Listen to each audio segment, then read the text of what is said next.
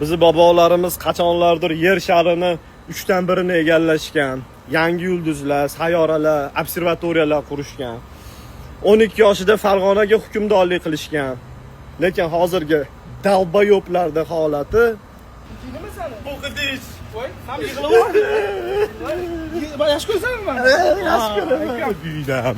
Siz mahrga nima so'raysiz? Bilasizmi, mahrga menga Miamidan 5 xonalik uy, bitta jet samolyoti, 160 million dollarlik hamda Bugatti turbilyon mashinasini olib bermasa, men yerga tegmayman.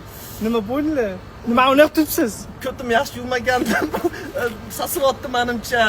Tekinga kreatin beramiz. Kreatin. Tekinga kreatin. Zombi bilan. Sizlarda bitta maqola bor.